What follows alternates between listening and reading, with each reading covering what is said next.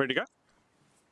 Great. Thank you for bearing with us while we dealt with some minor technical difficulties. Welcome to the Lifestyle, Environment, Heritage and Resilience Committee meeting number 854. Whenever we meet, we acknowledge and pay respects to the traditional Aboriginal people of the land on which we gather, and we acknowledge all their descendants. We also acknowledge the many Aboriginal people from other regions, as well as Torres Strait and South Sea Islander people who now live in the local area and have made an important contribution to our broader community. Let's get cracking. So we have everyone here, and also would like to welcome Councillor Gates and Councillor Fowler. What a pleasure to have you with us today. Thank you for joining us. We also have, we don't need a note and apology, but Alicia couldn't be here and has sent Luke Connery in her stead. We have no leaves of absence, but it would be great to have someone to move a confirmation of the minutes, if you wouldn't mind. Thank you, Councillor Marshall. Great to have you on the board. No, it's going to lapse for one of a second. Oh, that was close. Thank you, Councillor Martin. Seconded, Councillor Martin. So the minutes are moved by Councillor Marshall, seconded by Councillor Martin. All those in favour? That motion is carried. Do we have any conflict of interest declarations today? No? That's great. The forward planning schedule is a starred item, and we have 4 items on the agenda today, all of which have presentations available to them. But is there any that we would like to star as a committee? No? No one's got any that they're not particularly interested in? That's great. All right, we're going to go through all of them. We'll just move the start item, which is the forward planning schedule. Was there any questions about the forward planning schedule? No? Councillor Doran, was that you moving the forward planning schedule? It wasn't. I was happy to forego 6.3, but I moved the forward planning schedule. Okay. All right, thank you for that. Do I have a seconder? Councillor Wilkinson. All those in favour? That motion is carried. All right, let's get cracking on the defibrillators in public spaces. Hey, Anna, Matt, great to have you with us. Now, I believe we have a presentation about this. Did any of the visitors here come specifically for this one? Yeah, everyone happy just to get a presentation? No one's objecting? That's great. All right, let's do it.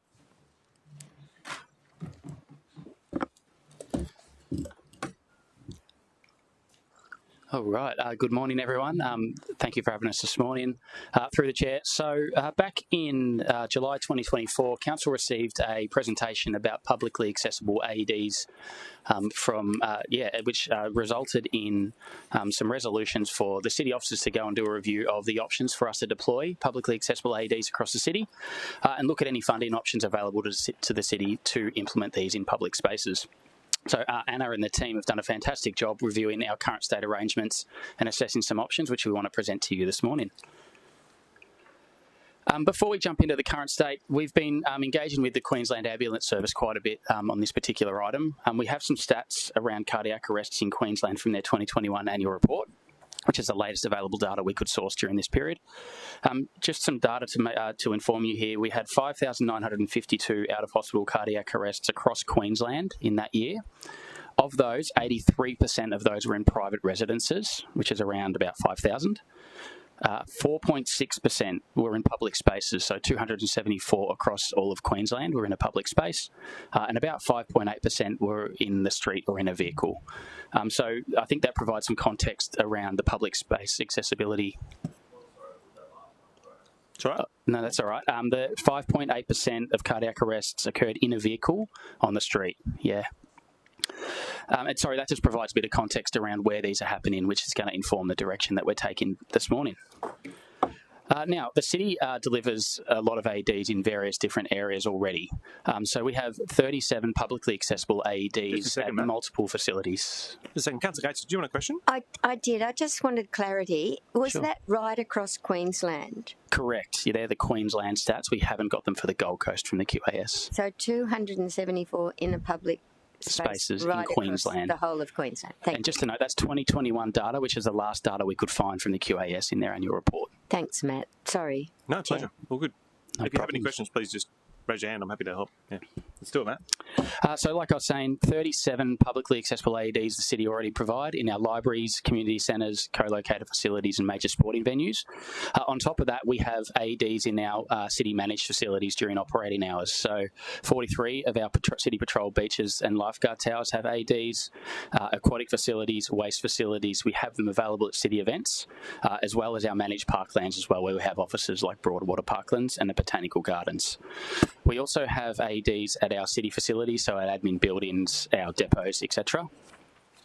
And on top of those AEDs, you may recall back in 2018 for the Com Games, we did a donation program to community and sporting groups where we donated 115 AEDs to those groups at that particular time.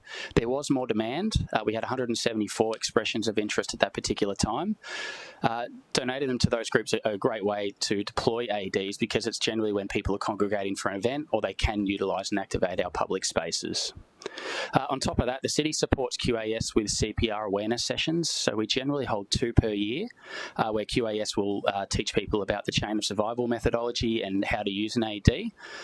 For your awareness, a chain of survival methodology in a cardiac arrest event, what QAS train is to firstly call 000 and get on so we can get paramedics there ASAP, commence CPR, and then the third step is if an AED is available, commence the use of an AED to try and get the heartbeat back to a normal rhythm. Other support across the city outside of what we provide, QAS have 11 stations across the city with an AED. They've also got a bicycle response team that operates from 10 a.m. to 6 p.m, 7 days a week from Southport to Mermaid Beach. They have an AED on that particular team. And then they have the AED register. So this is where they really are trying to push as many AEDs across the city to be registered with their AED register. So when someone calls 000, they can direct them to the closest AED, whether that's in a bank, a gym, a shopping centre or one of our facilities. That is something we want to support the Queensland Ambulance Service with moving forward, and they're really keen for the council to help promote that message and get as many of those AEDs on that register. On top of that, you can see the list there, QPS, health facilities, shopping centres, etc. have AEDs. So really the message there is we have a lot of AEDs across the city in public spaces and highly activated spaces already. So we looked at 4 particular options. I'll talk about option 1 and 2 together to start. This is deploying AEDs in our unmanaged public spaces, parks and open spaces, which we have over 2,200 of. The second one is deploying visible AEDs in our major entertainment precincts like Surfers, Broadbeach and Burleigh. Now, there are obviously benefits to installing these or deploying these in these locations. If there is a cardiac event in some of these locations and there's an AED installed, it does increase accessibility. There are some disbenefits with this as well, though. Firstly, as we saw with the data before, 83% of cardiac arrests are currently happening in private spaces and 4.6% in public spaces. There is deployment cost and resource into deploying these across the city. Not that that's a barrier, but it's something we need to consider. There would be ongoing resourcing costs to maintain these devices. For example, we do weekly inspections with our AEDs across the city. There is a risk of vandalism and theft. We have engaged with 2 other local government agencies, one in Victoria, one up here in Queensland, that have deployed publicly accessible AEDs. Both have had 3 to 4 instances of theft or damage occurred. So again, it's a risk that we can mitigate through security treatments to those particular devices, but it's something we need to consider. And then finally, as we saw, we do have AEDs deployed across the city in extensive locations already. So based off those reasons, we're not recommending option 1 or 2 at this particular point in time. Option 3, we currently have 12 community centres that we manage that do not have an AED, so we are recommending to install AEDs at all of those 12, and they're listed in the council report. The cost for that, it's a one-off cost where we're going to put through the March budget review of $44,000, and on top of that, we're recommending that every city public facility we build moving forward has an AED installed. And finally, the 4th option, councillors, is about a one-off donation program for sporting and community groups. As we saw back in 2018, there was more demand for those groups to have an AED. So we would like to recommend a one-off donation program of 28 AEDs, 2 per division, which will cost about $67,000, a one-off cost for next year. And this is a really good way, again, to provide these groups with that particular device where they do have a lot of people congregate for specific activities. Last slide is funding options. So we did look at federal and state funding options to support us as a city to deploy these, and we couldn't find any available at this point in time. The team will keep looking at that if anything does pop up in the future. Also worth noting, councillors, community groups can apply through our normal community grants process for an AD. I think we've had that happen a couple of times in the last couple of years, so it's not often. We still want to promote that one-off program because, speaking of the sporting teams in Service Gold Coast, generally a group will apply for grant funding for other equipment like sporting equipment, maintenance or something like that. So we do want to highlight this and promote that AEDs are available for them through that program. A lot of recommendations, apologies for that, on the screen there. In a nutshell, we are not recommending AEDs in open spaces and parks at this point in time. We are recommending to install 12 at community centres for that associated cost of $44,520, one-off cost. We are recommending also to install any new facilities, we'll install an AED moving forward. And then we are recommending for the community and sporting groups to do a one-off donation program next year. The other recommendations, councillors, is continuing our partnership with QAS, so continuing the CPR awareness sessions, and we would like to do a comms campaign working with them on how do we get as many ADs across the city registered on their QAS register. In the event that a cardiac arrest happens, they can deploy someone to the closest location. Thank you. We'll take any questions. That's great. Councillor Gates, you have a question? Yeah, I do. Through you, Chair, is there any way of us understanding how many of the units that have been donated or in our centres have been put to use, please?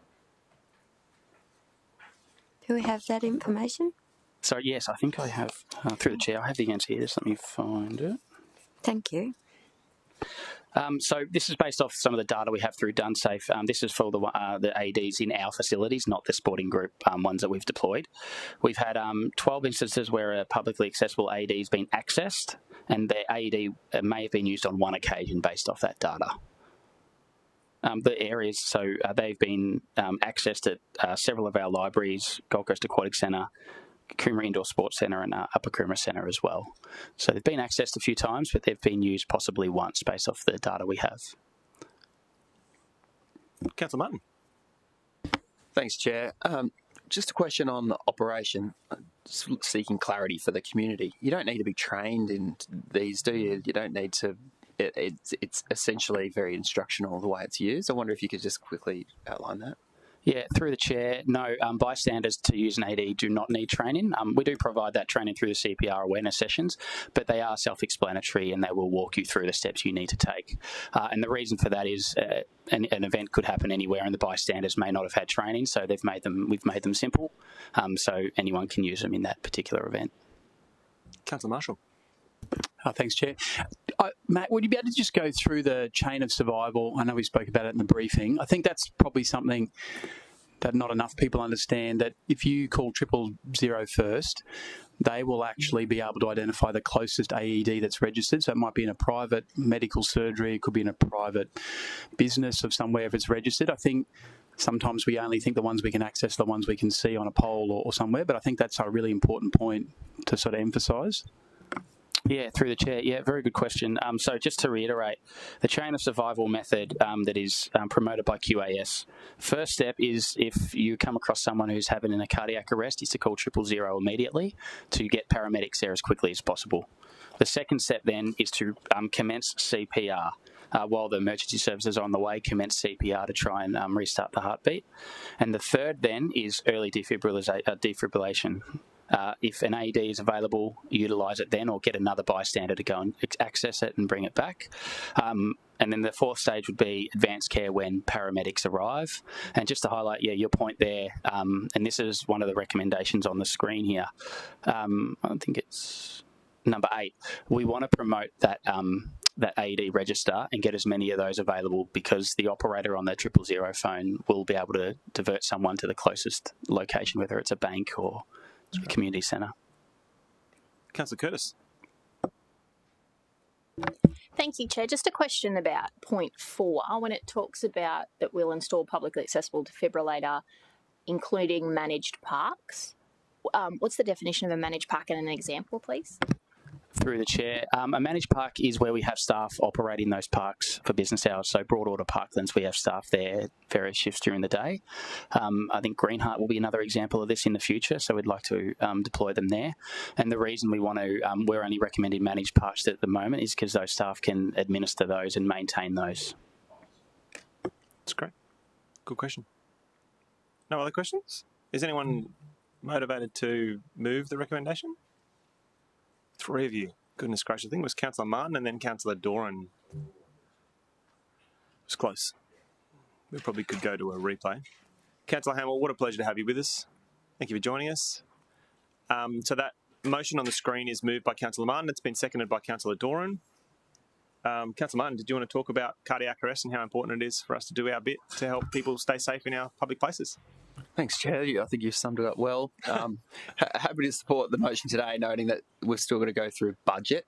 And I think certainly agree with most of the points there. I think the sporting groups is something that we'll need to consider in the broader context of the budget. But for today, I think it's a great balanced recommendation. So happy to move it. Excellent. Councillor Doran, do you want to say a few words? Thank you, Chair. So I think this is, in the context of saving a life, it's $120,000 is pretty good value.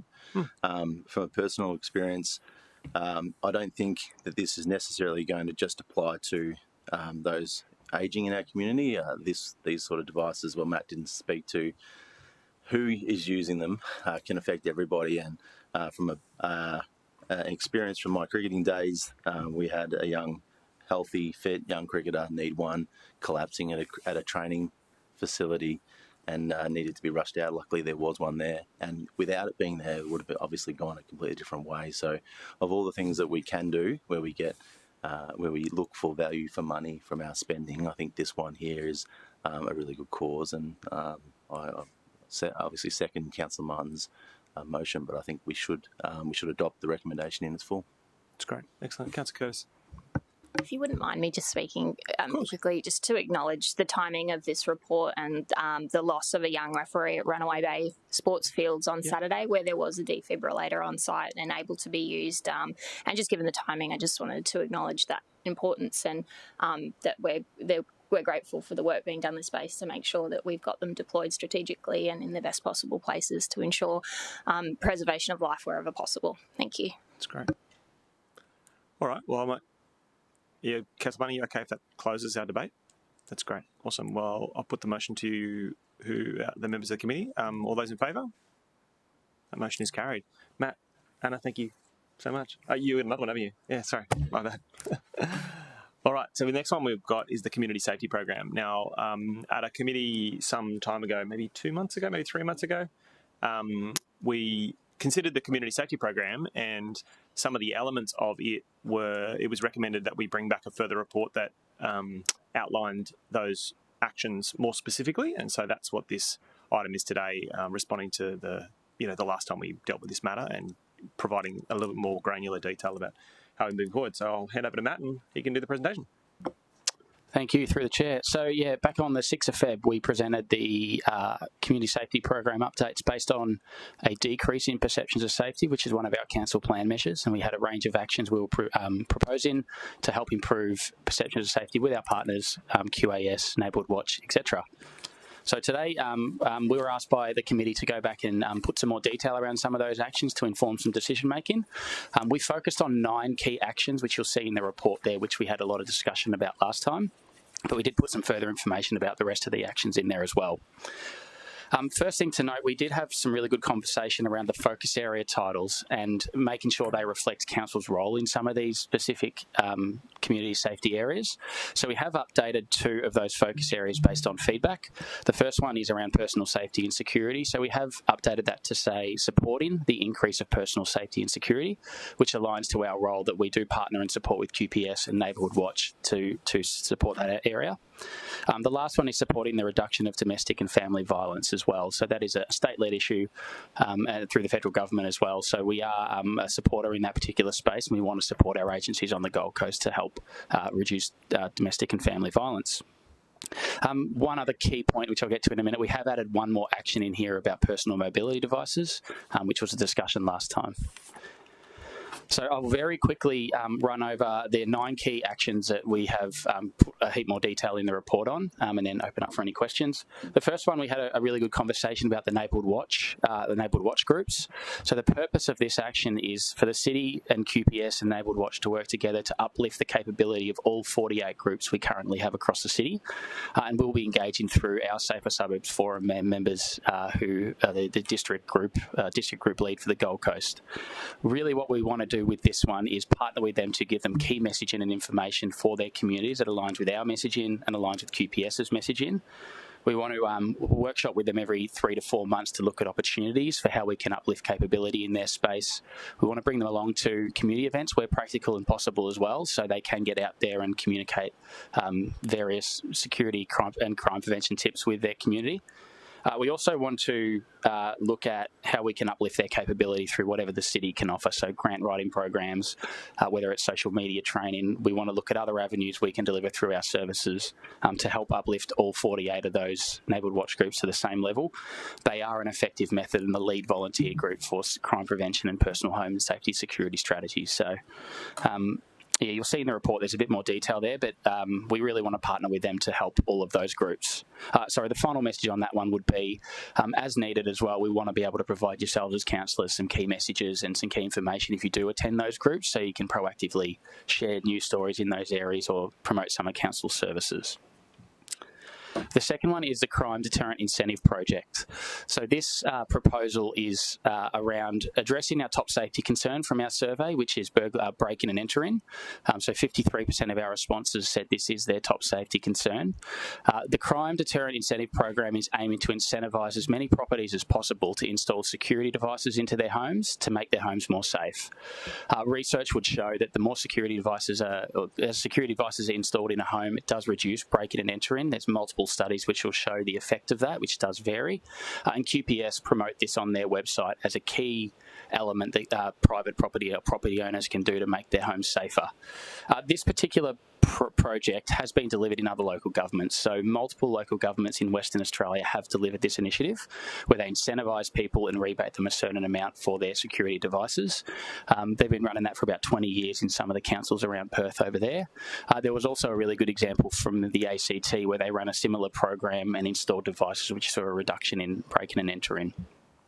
How this would work, so we would be, what we're proposing is allocating $350,000 per year, and an applicant or a property owner would be required to install the device themselves and then send the image of the device, whatever that may be, which we've listed a few of those in the report, send through a photo of the installation and then fill out an application, and then we'll determine their eligibility based on the terms and conditions which are in the report in front of you.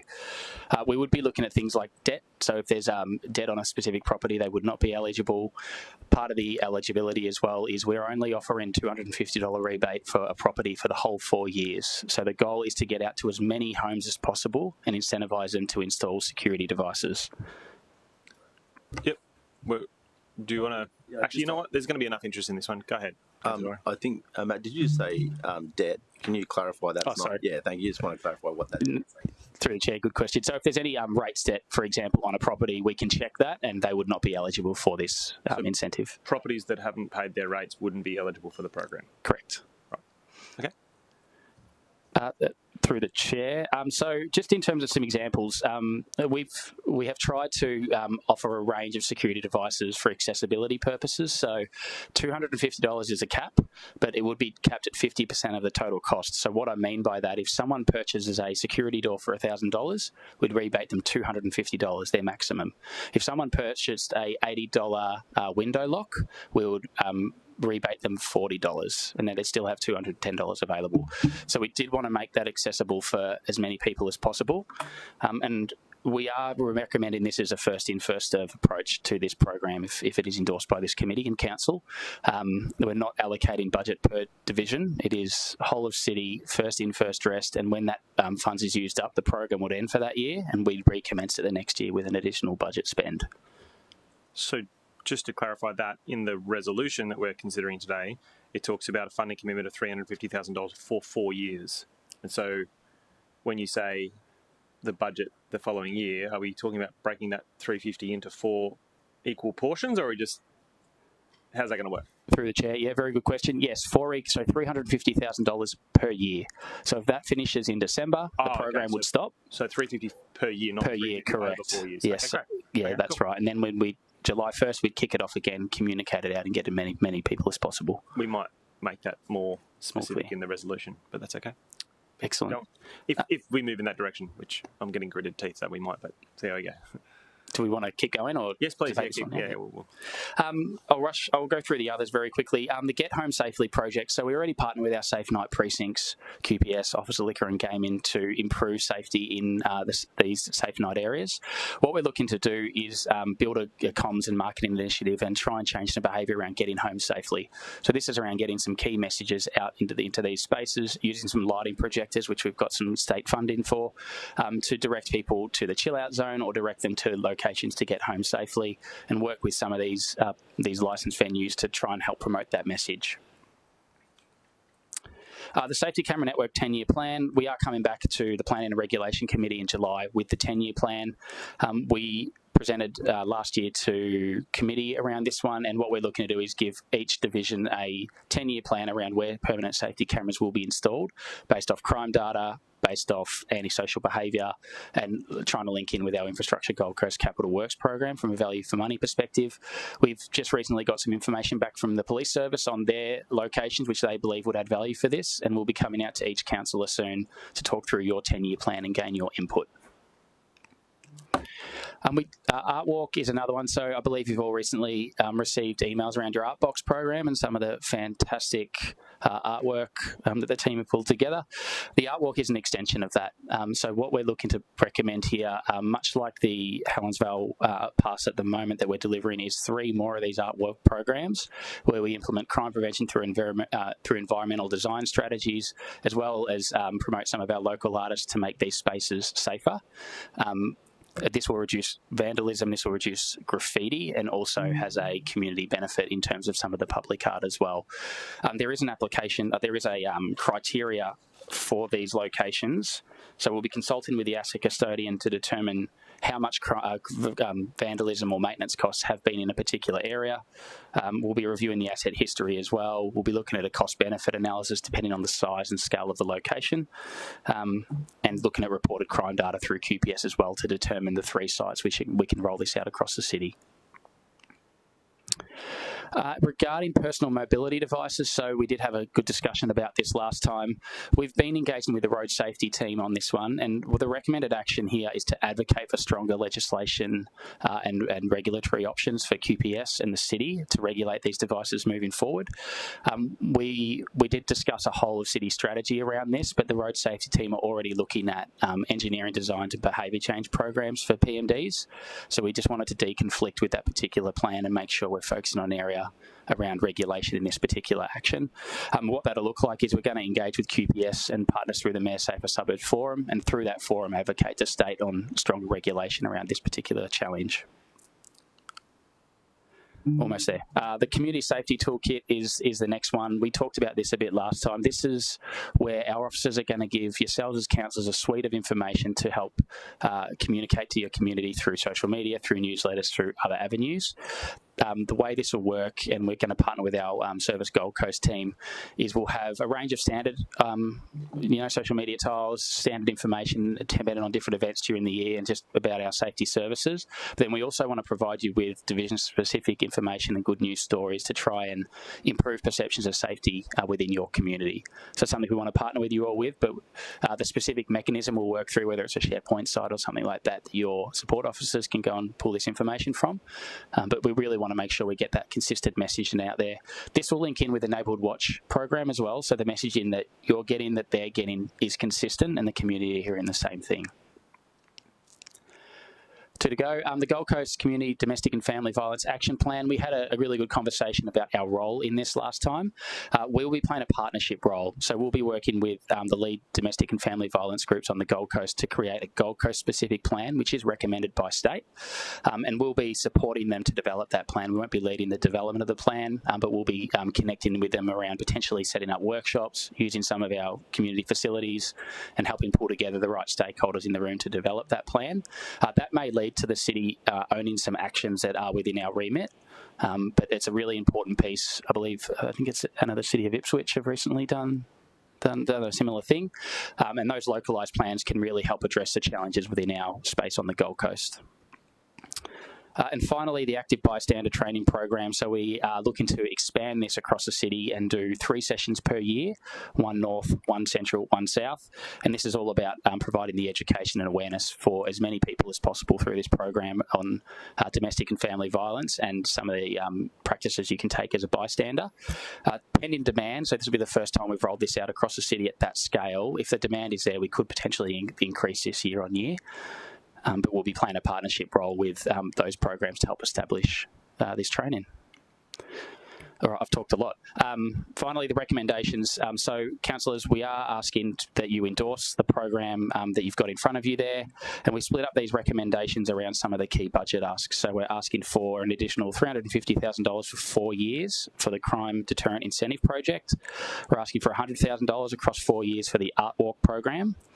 We're asking for additional $10,000 for the next 4 years for the active bystander training to establish those and deliver those. And then finally, councillors, we are asking for a commitment for another community safety officer to deliver many of these actions in this plan that we have discussed here. Great. Thank you. Thanks, man. Any questions? Councillor Curtis. Thanks, Chair. Matt, with the Crime Deterrent Grant program, are renters eligible to apply? Through the chair, renters are eligible through their property owners. So we will, I believe it might be in the terms and conditions. If not, we can add it in. They would need consent from the property owner to install security devices, which is how the other local governments have delivered it in the past. Yeah. Thank you. Councillor Martin. Thanks, Chair. Matt, the CSP 1.3, the Get Home Safely project, just interested in the locations in that. Are you proposing that it's only safe night precincts? As we know, I think Burleigh Heads has had some recent issues. So just wondering, would that potentially be eligible? Through the chair, yeah, initially we are proposing safe night precincts due to the associations in those areas. But I think over time we could look at, like Burleigh Heads, for example, after some of the recent challenges or media we've had in that particular space. We might have to work through how that would work with you because we don't have the Safe Night Precinct group set up in that location. But yeah, it's something we could definitely look at. Do you want to go again? Yeah, just to follow on from that, do you have a thinking around how many locations as part of this, or is that, I suppose, to be determined? Through the chair, initially the first year we'll run it in Surfers Paradise as a one-off, and we'll pick a specific time during the year where there is additional people in that area, maybe schoolies or something like that. And then pending how that goes, because it'll be the first time we've done that, we can then expand it from there, noting the resourcing within each safe night precinct. So the focus on that program is primarily those designated safe night precinct locations that are a specific location, aren't they? Correct. They're not, yeah. Safe night precinct are designated locations already. Yes. So we need to do it in those first before we move into precincts that are not designated safe night precincts. Yeah. Thank you for the clarification. Is that right? Councillor Wilkinson had a question. Thank you, Chair. Matt, through to you. Just in relation to the CSP 1.2 again, what can you just give me some of the thinking around? Initially, there was the discussion around each divisional area would get an allocation, more or less. This sounds like it's kind of opened up to just first in, first best kind of situation. But I'm just, mindful that obviously for those who are perhaps in some of those areas close by to safe night precincts and things like that, they may potentially already have a level of the safety camera networks already around them as far as what would be accommodating them for additional security and additional vision, I guess, for QPS to tap into at times. I'm just concerned to a degree on making sure that some of our urban villages are equally kind of getting a chance to go for this. Yes, I realise it would be opened at a particular time, everyone can jump in, but I'm also mindful that perhaps if some people don't get that, then they may not get the opportunity, or don't see it quicker than others perhaps at times, then they may kind of miss out on that opportunity, which might see a bit of a discrepancy perhaps across the city. So can you just give me a bit of an insight of how we landed where we did? Yeah, through the chair. Look, when we were thinking about this, we did think about multiple options. Do you do it divisional? Do you do it whole of city? When we spoke to some of the other local governments who have delivered this, they have run it whole of city. And the reason behind that is just to try and make it as fair and equitable as possible. I understand that we'll be communicating this, if this is decided upon by council that we do deliver it. We will communicate that to the best of our ability, but it's really hard for us to stop some of those risks around communication. So we just wanted to try and make it as accessible across the board to get as many. The goal here is to get as many homes with better security devices as possible. The total $350,000 allocation with the $250 grant as such is 1,400 houses each year, which with 14 divisions is 100 homes in each division. But obviously, depending on how it goes. Yeah. Keeping in mind as well, the divisions like Councillor Taylor's, where there's a lot of vertical strata, they might not be as excited about getting some sort of security system upgrade as someone who lives in a 3-bedroom house in another location. Yeah, exactly right. Councillor Doran. Thank you, Chair. Could I just get clarification on the recommendation for the numbers? I think you alluded to it during your questioning. Mm-hmm. Is it 100,000 for 4 years, so 25 a year, for example, or is it 400? Yeah. So my recommendation, if we move in the direction that I hope we might, is that we, after each of the figures, we add the words per annum. So if I was to move it, that's what I would do it. And was that the intent, or are you quadrupling the intent? No, that was the intent. That's the intent. Just to make it clearer for councillors, that was the intent of the program. Yeah. Oh, that was the intent of the recommendation. Thank you. One more question. In relation to CSP 210, the strengthened e-bike and personal mobility device regulation, in the outcomes, Matt, it says the second outcome, support personal safety outcomes, and it goes on to say, and increase community education about safe e-bike and PMD use.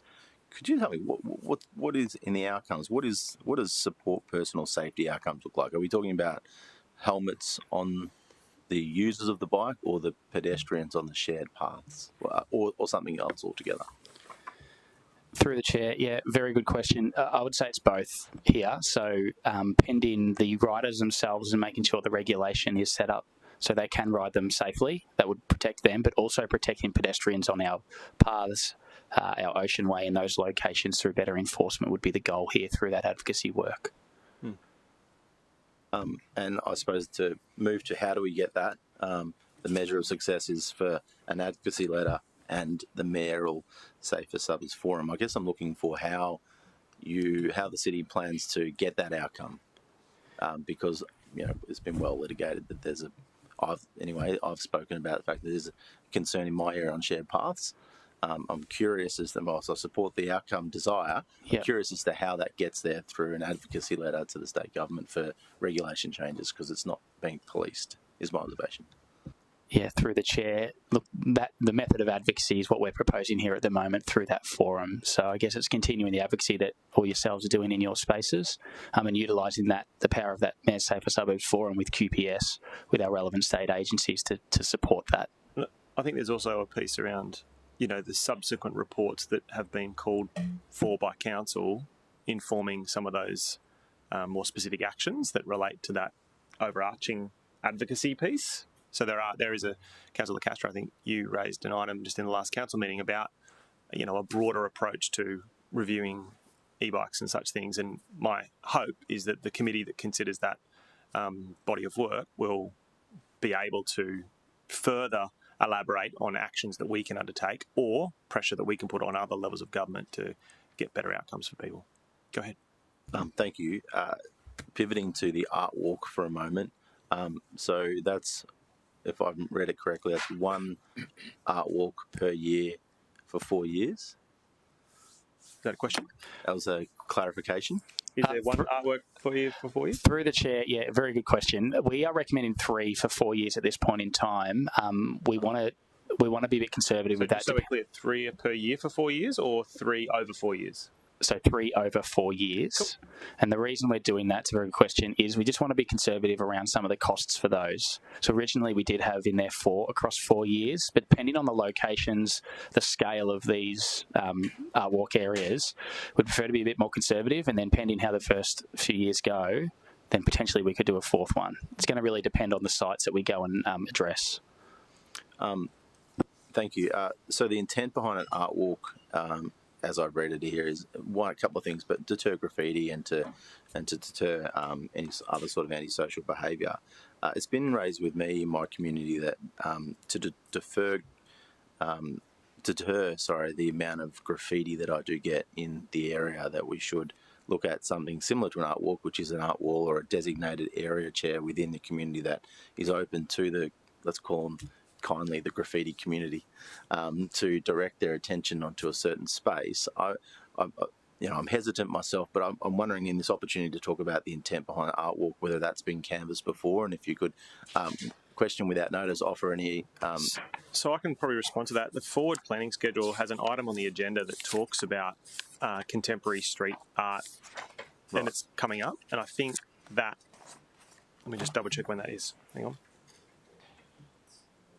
Is it not on the thing? Oh, yeah. There's a. Is that what you guys at the May meeting, we've got a street art practice wall pilot. So there is a body of work going on about that. Is that coming through your unit? No, it's not. Okay, so probably is. So I've had a short briefing on that, and it's coming up at the May meeting. And so hold my questions for now.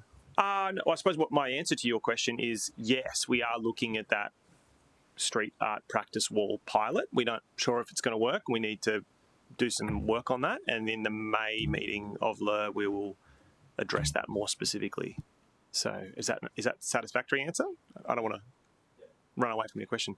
Councillor Hamill and Councillor Marshall. Through you, Chair, could I get clarity? So the way that D is worded, it says additional funding. So is there already a recurrent funding budget for art walks or art installations of this purpose? Go ahead.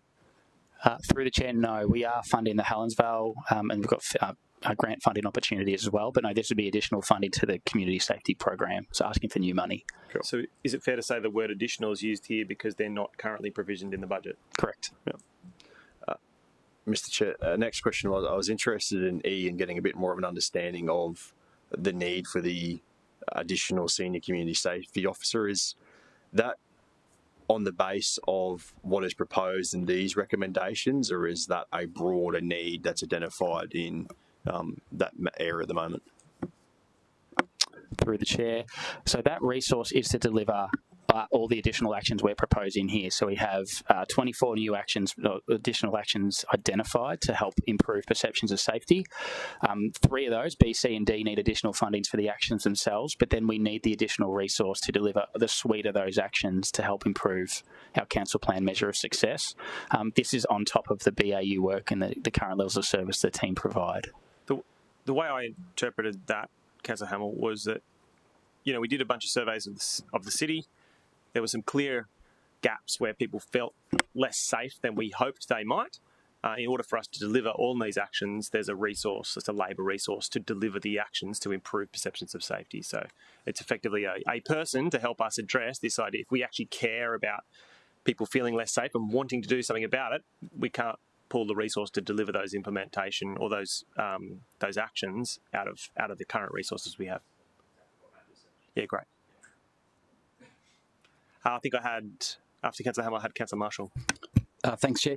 CSP 1.1, just the neighbourhood watch support. I know we touched on it in the briefing, and I'd be kind of interested to know what other councillors do, but the 4 neighbourhood watch that I go to all run completely differently, and I feel like sometimes they're listening posts, sometimes they're crime-related, but it'd be really great to have, in my mind anyway, some kind of pro forma sheet of things that you want us to deliver at those. I've been to one since we spoke previously, and it became about developments and car parking and a number of things, but it'd be nice to go, I guess, with almost like a template of what is needed at those meetings from us.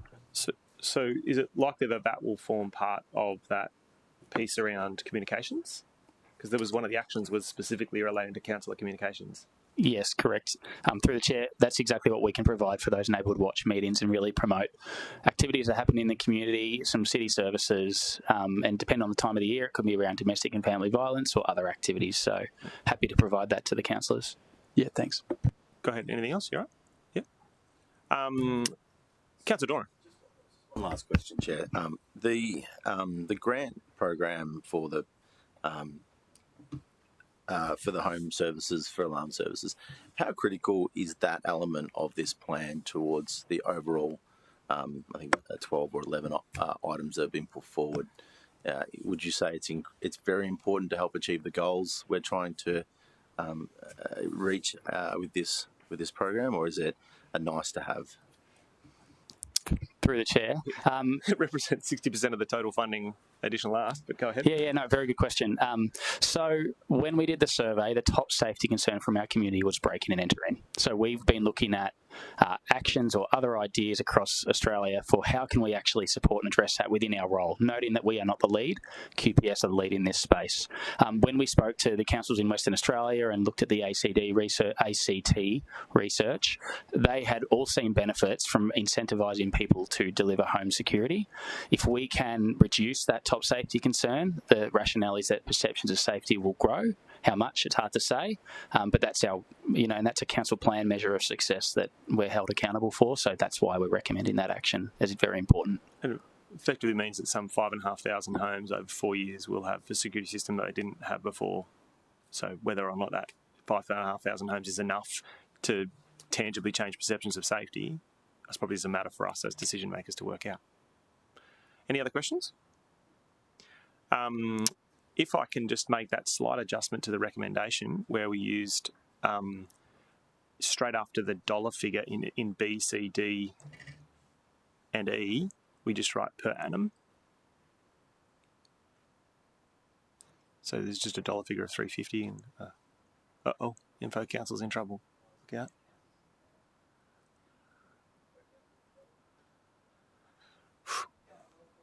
I was going to say we're having some technical issues today. How are we going? So we're just going to add the word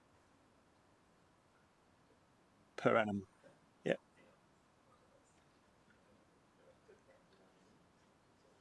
Yeah. And I'm happy to move that, and maybe I have a seconder. Oh, question. Just a question on E. Is that a permanent full-time resource, or would that be tied to a 4-year program? Through the chair, permanent FTE. Okay. Yep. Thank you. Yep.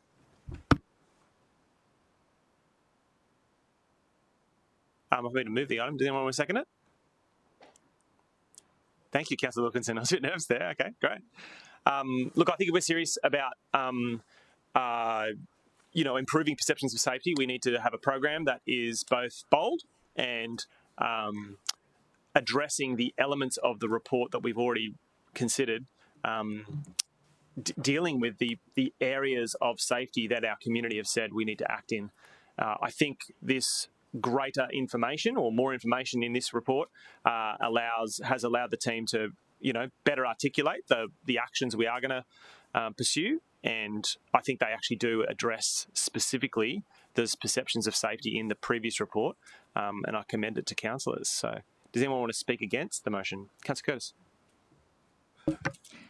Thank you, Chair. So I have some concerns about the 1.2 being the incentive grant program, and it's to do with the strategic benefit of that program. If we see 5,600 grants over 4 years, that equivalent is probably about 2% of households across the entire city. And I'm not sure that will have a meaningful strategic effect. And I think the actual effect on incentivisation, that there could well be quite a delta between the grant and the expenditure required to uplift security measures, which means that those that can't afford that delta won't go ahead, and those that can may well have gone ahead regardless. So the actual amount of increased homes it could be really negligible. And I think at a time where we need to be really strategic about how we're spending each dollar, I'm not sure that that would produce the benefits that we're seeking. And it's a similar sentiment for 2.6 in the art program. And I think that that project lends itself better to divisional funding. And I would prefer if those two items were removed from the list, and otherwise really supportive of the work of the team. And I think the rest of the recommendation is really solid. So can I just clarify, does that mean that you're effectively supportive of the motion with the omission of B and C?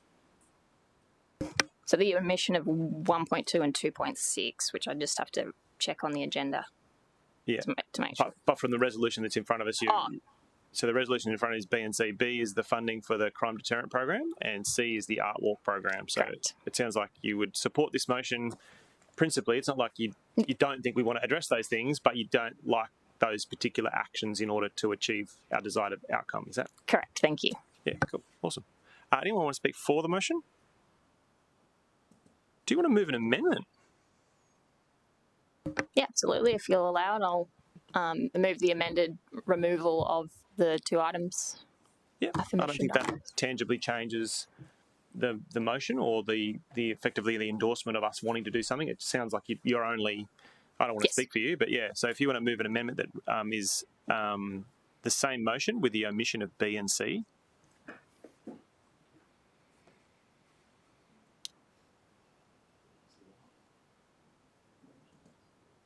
Yeah. If you want to just take a look at that, Councillor Curtis, is that loosely, you still care about community safety, but just those two things? Very much so. Thank you. Does anyone want to second that? You have a question, please. Thank you, Chair. Just through to you, to Councillor Curtis, given that C is, and as Matt alluded to earlier, the intention was to more or less put this additional person on to facilitate the desired outcomes of the original motion. Is there any point in keeping C? I don't know if that's a better question, maybe ask through to Matt, if that's the case, if we omit these other two. Yeah, I mean, what proportion of time is that new staff member proposed to be dealing with the items that we had in the previous motion, B and C? Through the chair, if we go with the amended motion, we'll be down to 22 new actions, not 24. For pretty much all of those, with most of those 22 actions, we need the additional resource to deliver those programs, like the Neighbourhood Watch program and the Community Safety Toolkit for yourselves.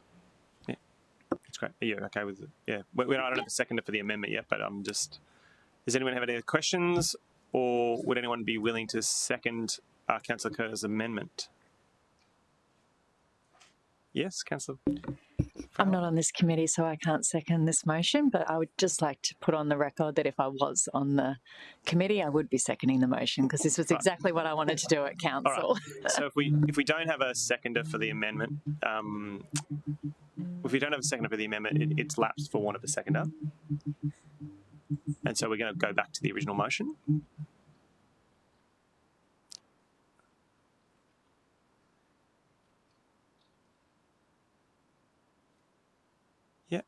And the original motion will stand. Did anyone want to speak for or against before we move on? Councillor Fowler, did you want to say a few words? Did you want to say a few words beyond what you've already said? Are you great? All right. I can speak to it if you'd like me to, Chair. I think I'll just echo what Councillor Curtis said, and I just don't think that the impact across the city is worth the $1.4 million, particularly in that camera surveillance. What was new information today was that it's half. So when I went to my Neighbourhood Watch meeting and I actually spoke to my Neighbourhood Watch members about that incentive and explained it in a way that it wasn't the 50%, it was $250 grants, 100 to each division. I had no support for that. But then when the president actually said, well, hold on, there is some things that it would fund below $250, I had about 20 out of 50 that supported it. But now I can clearly see it's only 50%. So I know in my community, in that small catchment, they weren't supportive of that being a good use of ratepayers' funds. All right, thanks. I'm going to put the motion. I remain very committed to making sure that we take tangible actions that are aligned with the report we've already received about perceptions of safety in our city. I think these 4 specifically, and overall the 24 actions, I think do take steps towards improving perceptions of safety in the city. And in the absence of alternative motion, I encourage committee members to support this one today. All those in favour? That motion is carried. Do you want to be noted against? Or yep, Councillor Curtis would like to be noted against, please. Matt, Anna, thank you. And thank you, Luke. Thank you. Great to have you with us. Our next item on the agenda is the implementation plan for the Climate Resilience Sustainability Strategy. My understanding is that we have already had briefings, quite a number of councillors have already had briefings about this matter, and it relates essentially to a number of actions that the council is already undertaking, or activities the council is already undertaking to address climate resilience in general. And any of the individual items in the report will be subject to subsequent reports were we to move forward with them if they aren't already adopted in our existing budget. With that in mind, we can give a presentation that is not dissimilar to the presentation that all of you have already received in your offices, or we can note the implementation plan and let our private or our councillor workshops be sufficient. Would anyone like a presentation? No? All right. I'm going to move that the implementation plan be noted, and Councillor Wilkinson's going to second that. All those in favour? That motion is carried. Miriam, you did a great job with the councillor workshops. The next one we have is the active school travel program. Thanks, Alex. Thanks for the team. The active school, we've got Eamon. Eamon? I'm not sure if I say Eamon or Eamon. I think it's Eamon. It is Eamon? Yeah. Maybe we don't have Eamon. It's his first presentation. All right, well, everyone needs to think of some good heckling questions. Did he practice, did he?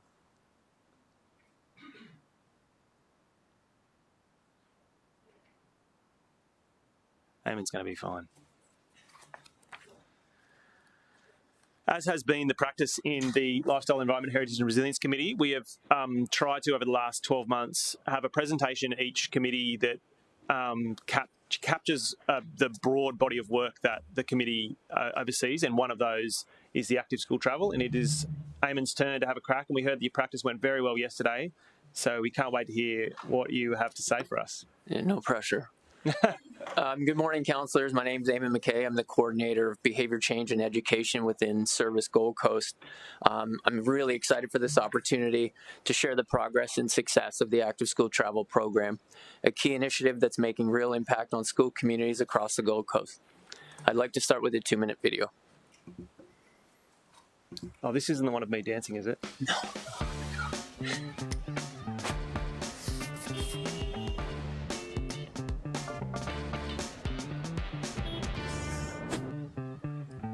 Traffic becoming a problem? Join us in the City of Gold Coast's active school travel program. Ditch the car and embrace movement. Walk, cycle, scoot, carpool, or even catch the bus. Together, we can transform the daily commute into an adventure. Come on, girls. Having collaborated with over 50 schools on the Gold Coast, we've significantly reduced traffic at every school gate and fostered healthier, happier, and more active students and families.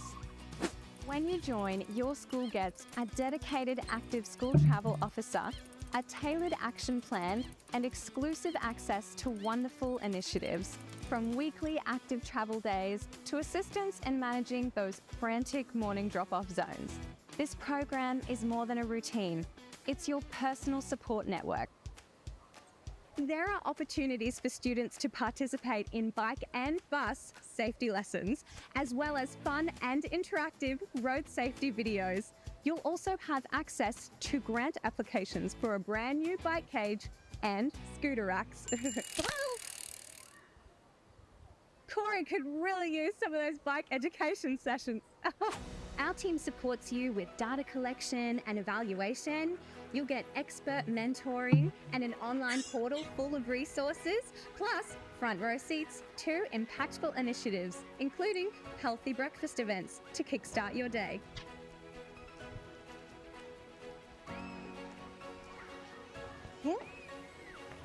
Your school has the power to make a genuine impact on the health and well-being of your students and alleviate traffic congestion in our city.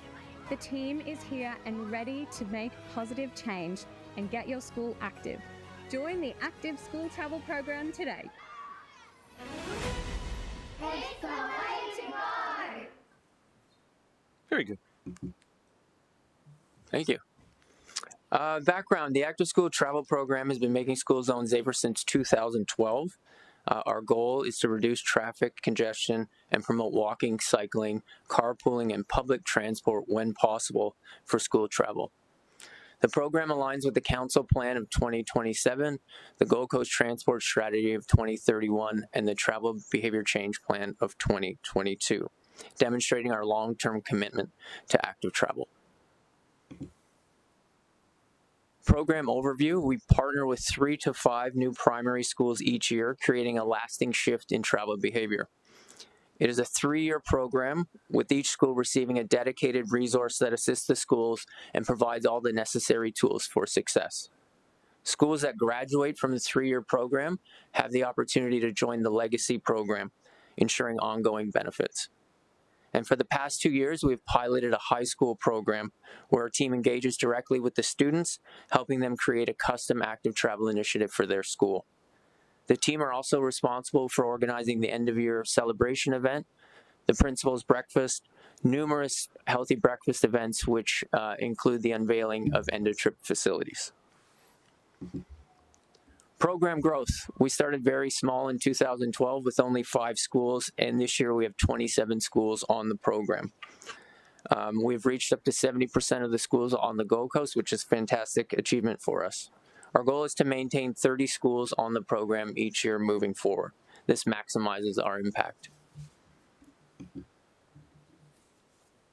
The Active School Travel Program is engaged with schools across all divisions over the last 12 years. This ensures equitable access to the program and its benefits, from reduced traffic congestion to safer school zones.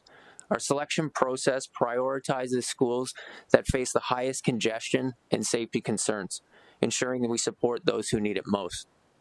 Strong staff and counselor support have been key to making this program a success. On the screen now is a list of all the schools that have been currently on the program or have been on the program in each division.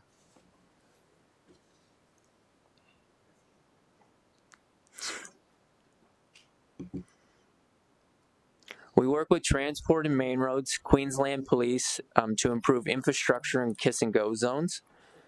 Data-driven decisions allow us to identify traffic and parking improvements around the schools, and we work with other local governments to share successes and learning opportunities.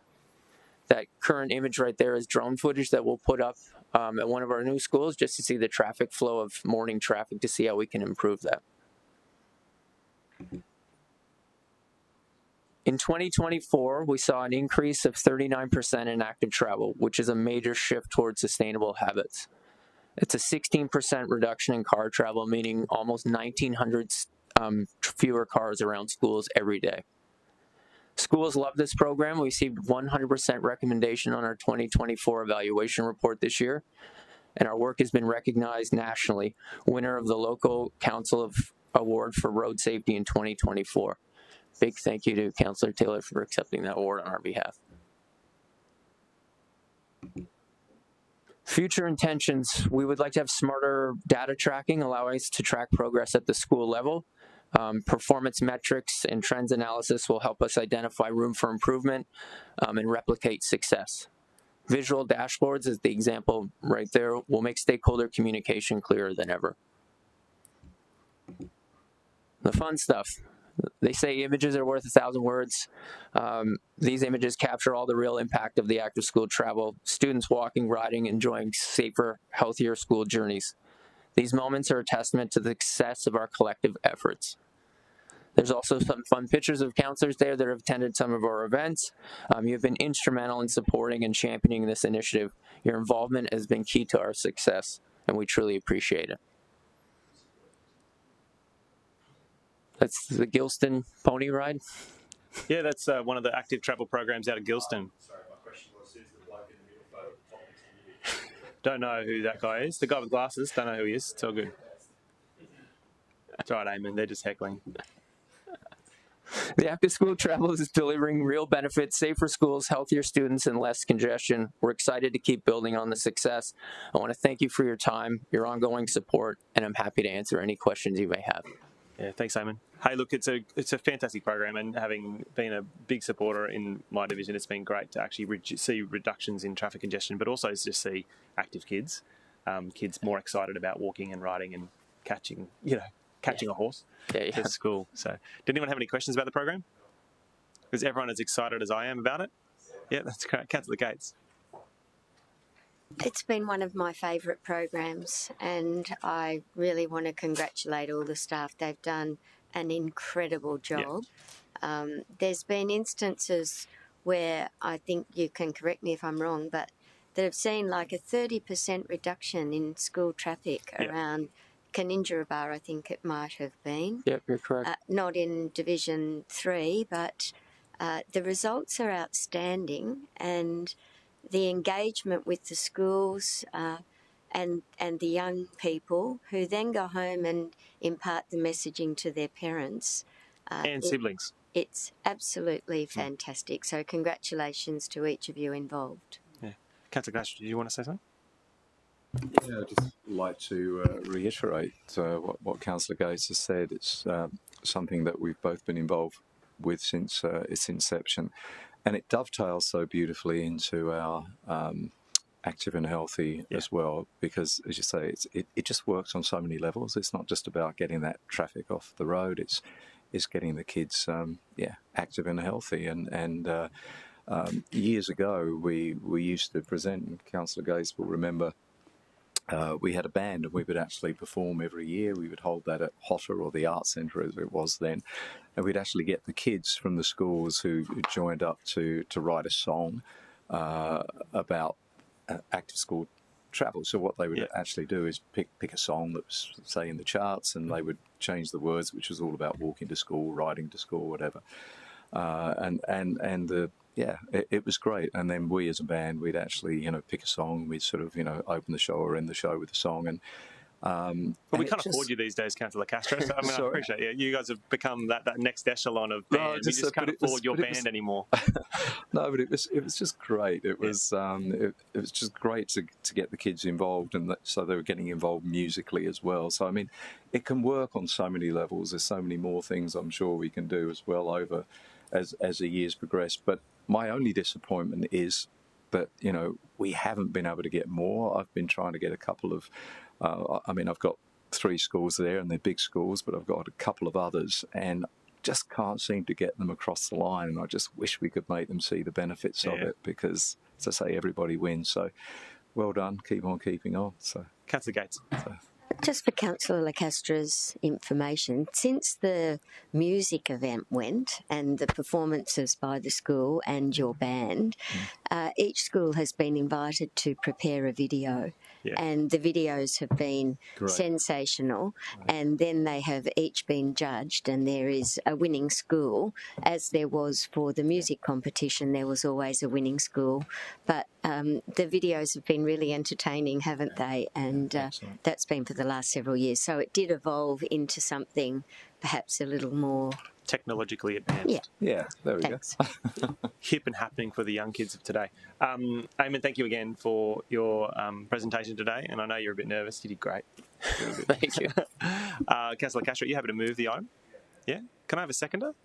Yeah, Councillor Wilkinson. So it's moved by Councillor Castro, seconded by Councillor Wilkinson. Did anyone want to speak against reducing congestion around schools? No? All those in favour? That motion is carried. Thank you to the team. We have one general business item that was just emailed to us last night, and I'll hand over to Councillor Martin to just manage that, if that's okay. Thanks, Chair. I've circulated to councillors on this item, so I'd like to move the general business item, if it's on screen, that city officers present a report to a future Lifestyle, Environment, Heritage and Resilience Committee on the city's water quality testing program of popular waterway swimming locations, and the report will include an overview of the city's current publishing of water quality testing data, as well as public communication methods of low water quality warnings, providing recommendations to potential improvement opportunities. That's great. once I have a seconder. Councillor Hamill, do you have a question, or Councillor Wilkinson? So I'm going to get the motion on the floor first. So Councillor Martin moved it, Councillor Wilkinson seconded it. Is that right? Yeah. And do you have a question, Councillor Hamill? Chair, I only need to see if Councillor Martin checked first, but I seem to have a recollection that we already get a report like this each year that comes through Water and Waste Committee. Did we confirm first if a report or similar report like this already comes out each year? I've spoken to the director and also the manager in charge of the water quality testing program, the environmental health officers, and the substance of this particular piece is probably fractionally different, and probably may actually be captured in that water and that WWE committee regular item. But I think this is also quite timely, given some of the water quality issues around the cyclone. But maybe Mr. Connery could help us with that one. Through you, Chair, I think in this particular instance, probably the focus, correct me if I'm wrong, Councillor, around this is probably around our recreational waterways and the quality testing associated with those elements. So from that point of view, I don't believe that would be necessarily covered in that water and waste report. Okay. So this particular general business item could come back if supported by the committee. Yeah. Normally when we ask for a report to be brought back, we put a bit of a timeline on it. Is this information available or sufficiently available for it to be brought back to the next committee? Chair, probably the committee afterwards would be sufficient timing, if that's possible. Yeah, so that would mean June. Councillor Martin, is that okay with you? Yeah, I'd be happy to, if I have a seconder, to work that in. I wanted to make sure I had sufficient time for officers. So, yeah. So can we just change the word "our future" to the June 2025? Councillor Wilkinson, are you okay to change that? Great. Councillor Curtis, you have a question. Thank you, Chair. And you'll be aware that I've been pursuing a GB item that I haven't had the chance to finalise the wording on, and it's interrelated with water quality in the sense of responsibilities between the state and the council to do with waste management in waterways. I'm wondering whether I haven't secured the wording yet, but since this is on the floor, do you believe that there's an opportunity to absorb that within this GB, or would you like it kept separate and I'll bring it to the next committee meeting? I think the substance of the one that we've discussed has got some elements that are particularly related to the relationship between council and state. Yes. And I think this is much more about recreational water quality as opposed to the substance of what you've done. I'd prefer they were separate, if that's okay. Sure. Councillor Doran has a question, then Councillor Hamill. Thank you, Chair. The Director mentioned recreational water. The GBI speaks to swimming locations, popular waterways, swimming locations. I have just two quick questions about that. Do we proactively test recreational water? I'm specifically thinking about the large water bodies within my electorate for water quality, or is it a reactive testing regime? Through the Chair, Councillor, there's a combination of both, so both proactive and reactive. I think the reactive is in particular around those events that we know may cause reduced water quality. I suppose, so from following that answer, Chair, and maybe potentially through to Councillor Martin, we don't have, I wouldn't class the West Lakes in Robina as popular waterway swimming locations, but I think that is it the bull sharks that are the giveaway? There's a few hazards there. So I'm wondering whether if that data already exists and if it is deemed by the officers as part of this water quality testing program to be accessible or available to be provided to the public. I'm wondering whether or not that could also be made public as part of this process. So not so much a popular waterway swimming location, but recreational water body where that information is already available, already held by the officers.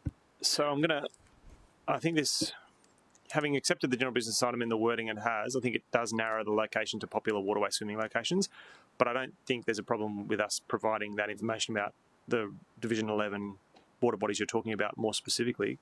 Mr. Connery, can you just comment? Chair, yeah, I think we've got sufficient information that we can cover off on what the council is talking about. Now, Councillor Doran, did you want there to be a public report, or are you happy with a more targeted Division 11 briefing note? So I'm happy to receive it, but I raise that just because as I understand, the intent behind this is to get the data, but also make it accessible to the public. Yeah. And if that's going to be done, I suppose my question is, why are we limiting it to just those swimming locations? But for now, I'm happy to just have that information provided. Yep. All right, let's do that then. Councillor Hummer, you were next. Mr. Chair, you don't have a Lifestyle Environment Heritage Resident Committee meeting in June.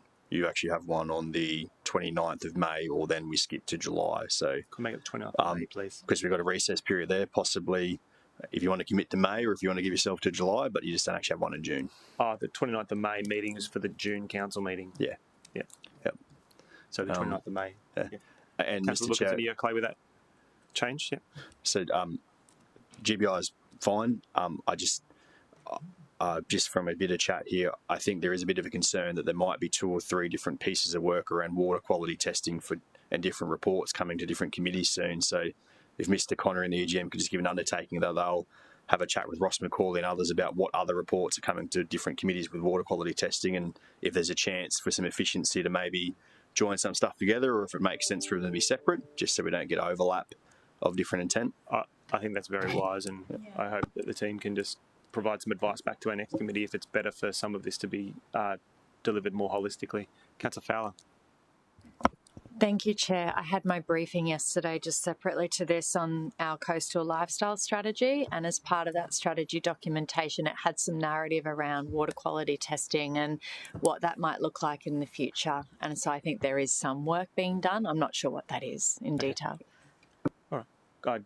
Do you want to say anything? Chair, I was just going to mention that I think perhaps the first component of the report that comes back to answer this GB item can be to articulate all those pieces of work and then give clear view to the committee on what's occurring.